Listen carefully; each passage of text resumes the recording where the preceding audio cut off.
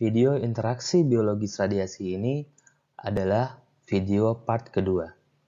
Untuk dapat melihat part pertama, silakan lihat di deskripsi video ini. Manusia. Semua makhluk hidup terdiri dari protoplasma, terjadi jika komponen organik atau inorganik larut di dalam air. Berikut ini adalah level-level tingkatan dari penyusun suatu organisme.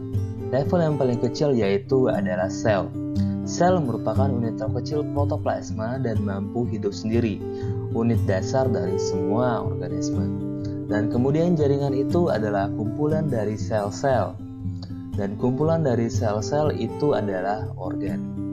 Kumpulan dari organ merupakan organisme, atau kita bisa mengatakan itu adalah manusia, hewan, dan tumbuhan.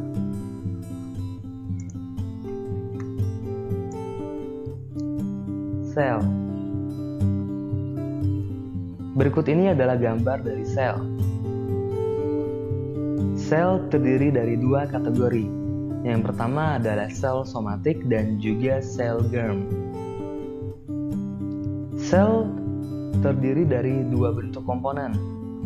Komponen pertama yaitu komponen organik. Komponen organik itu tersusun dari protein, karbohidrat, asam nitrat, dan lipid. Sedangkan komponen inorganik tersusun dari air, mineral, dan vitamin. Sel mempunyai dua komponen yang sangat penting. Komponen pertama yaitu sitoplasma atau sitoplasm, merupakan bentuk dari cairan yang disusun oleh organel-organel sel. Dan yang kedua adalah komponen nukleus. Nukleus merupakan inti dari suatu sel. Dari inti ini disusun oleh kromosom dan juga DNA. Di dalam nukleus terdapat kromosom yang menyimpan informasi genetika dari sel. Yang di dalam kromosom sendiri terdapat DNA.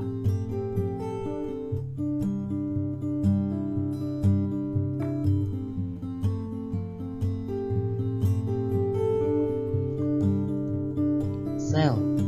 Sel ini tersusun dari membran sel. Membran sel merupakan lapisan sel yang mengatur transportasi bahan-bahan keluar masuk sel dan komunikasi antar sel. Penyusun lainnya adalah sitoplasma. Sitoplasma merupakan cairan yang mengandung organel-organel sel. Apa sih fungsinya sitoplasma? Sitoplasma berfungsi untuk mengatur metabolisme sel dan juga sebagai tempat penghasilan enzim untuk reaksi biokimia. Penyusun sel berikutnya adalah nukleus atau inti sel. Inti sel ini adalah inti dari sel. Inti sel merupakan tempat penyimpanan informasi genetika sel. Jadi, tempat penyimpanan informasi genetik sel adalah di dalam kromosom, dan kromosom di dalam dari inti sel atau nukleus sel.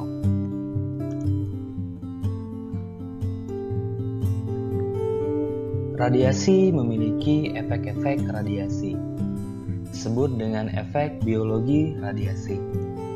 Radiasi pengion menyebabkan sel tubuh untuk mutasi, rusak, dan mati. Diagram DNA. DNA mempunyai konfigurasi double helix, dan kedua rel sisi disebut backbone, disusun dengan molekul asam fosfor. Anak tangga tersusun dari basa-basa nitrogen, sedangkan basa nitrogen disambung dengan ikatan hidrogen. Gambar berikut ini adalah gambar basa nitrogen sitosin, dilambangi dengan warna biru, dan simbolnya adalah huruf C, yang antara basa nitrogen diikat dengan ikatan hidrogen. Guanin disimbolkan dengan warna hijau dan simbolnya adalah huruf G. Adenin berwarna kuning seperti pada gambar ini, dan juga urasil atau timin untuk DNA. Urasil adalah basa nitrogen yang ada di RNA. Perbedaannya adalah bentuk RNA hanya dengan satu untaian saja, sedangkan DNA mempunyai konfigurasi double helix atau 2 untaian. Ini adalah diagram penyusun dari tiap-tiap untaian dari DNA. Disusun dengan adanya gula atau sugar yang diikat dengan basa, dan antara basa nitrogen itu diikat oleh ikatan hidrogen. Seperti pada gambar ini. Backbone itu disusun oleh asam fosfat atau PO4.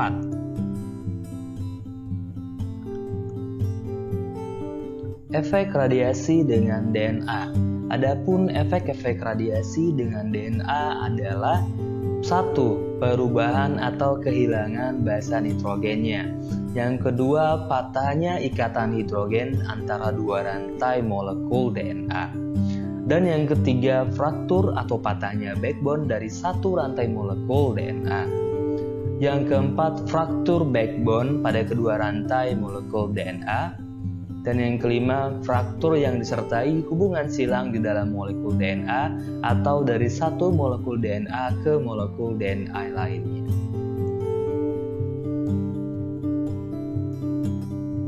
Kerusakan DNA akibat radiasi dapat terjadi karena kehilangan basa, putusnya ikatan hidrogen, dan juga kerusakan pada benang DNA.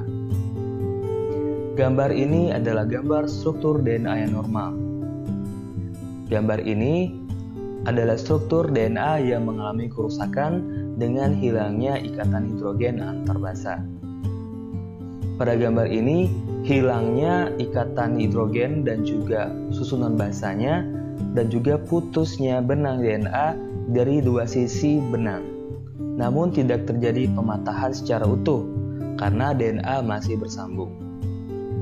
Pada gambar inilah terjadi pemutusan benang DNA di kedua sisi yang mengakibatkan putusnya DNA. Ini adalah struktur DNA yang rusak akibat kehilangan basa nitrogen. Sedangkan ini adalah struktur DNA yang rusak karena putusnya atau rusaknya 1 untai benang DNA. Perubahan atau kehilangan basa. DNA yang berinteraksi dengan foton radiasi pion akan mengalami beberapa hal, seperti yang dilihat dalam gambar berikut ini. Untaian DNA yang berinteraksi dengan foton akan mengubah nitrogen basa timin menjadi sitosin, dan satu hal lagi akan menghilangkan basanya, nitrogen basanya. Nah, perubahan basa nitrogen dan juga hilangnya basa nitrogen dapat mengakibatkan mutasi pada DNA. Putusnya ikatan hidrogen. Ikatan hidrogen atau hydrogen bonds adalah pengikat antara helix dalam DNA dan menghubungkan nitrogen base di kedua sisi helixnya. Kerusakan DNA yang diakibatkan oleh interaksi dengan radiasi pion adalah fraktur pada backbone pada double helix. Kerusakan ini terjadi hanya pada 1 rantai DNA. Kemudian, perbaikan dapat dilakukan dengan adanya keberadaan enzim. Jika kerusakan digantikan oleh radikal bebas, maka dapat menyebabkan kerusakan pada sel.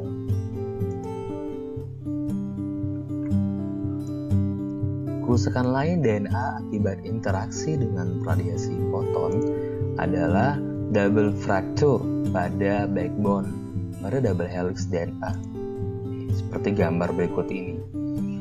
X-ray yang berinteraksi dengan DNA kemudian akan melakukan kerusakan terhadap 2 rantai DNA dan juga mempunyai hubungan dengan besarnya LET.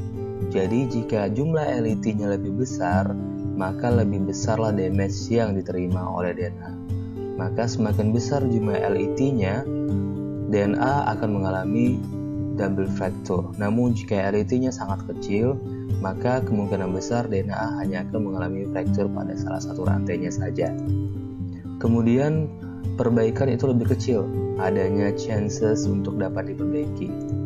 Dan juga jika tidak ada perbaikan, maka dapat memisahkan rantai dan menyebabkan risiko yang lebih besar.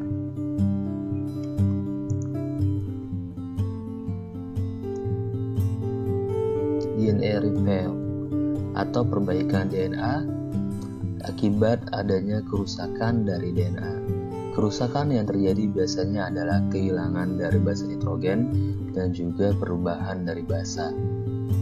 Enzim-enzim yang dapat membantu untuk melakukan perbaikan di dalam DNA itu adalah yang pertama DNA polimerase. Fungsinya yaitu mencocokkan nukleotid yang benar dan menyambungkan nukleotid yang bersebelahan dengannya. Kemudian primase menyediakan RNA untuk polimerasi. Ligase menyambung benang DNA yang bersebelahan. Jadi setelah dicocokkan oleh DNA polimerase dan kemudian primase akan menyediakan RNA-nya, dan RNA yang telah terbentuk itu akan disambungkan oleh ligase. Jadi akan dibentuklah DNA yang baru. Helikase memutuskan rantai benang DNA.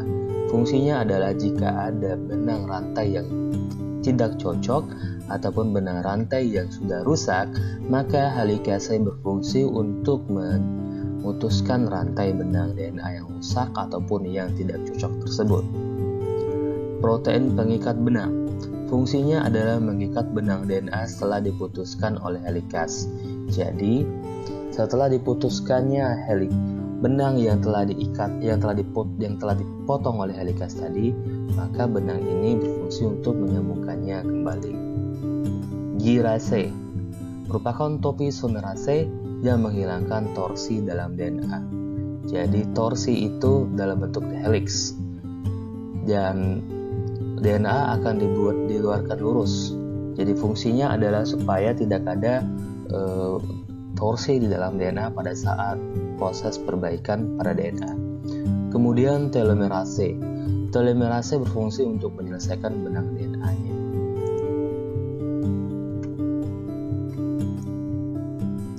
Dari video part ini maka dapat diambil kesimpulan bahwa kerusakan terhadap susunan DNA yang tidak dapat perbaikan dapat menimbulkan konsekuensinya. Pertama, konsekuensi minor, yaitu kerusakan fungsional atau disebut juga dengan mutasi. Kemudian konsekuensi mayor yang akibatnya berakibat fatal, yaitu kematian. Kemudian kerusakan pada DNA tidak sama dengan kerusakan pada sel somatik atau sel badan. Perubahan atau kerusakan dapat memiliki sifat hereditary atau warisan ke generasi berikutnya. Terima kasih karena telah mendengarkan video pembelajaran kali ini. Jika Anda menyukai video ini, maka silakan like, comment, and subscribe. Sampai jumpa lagi.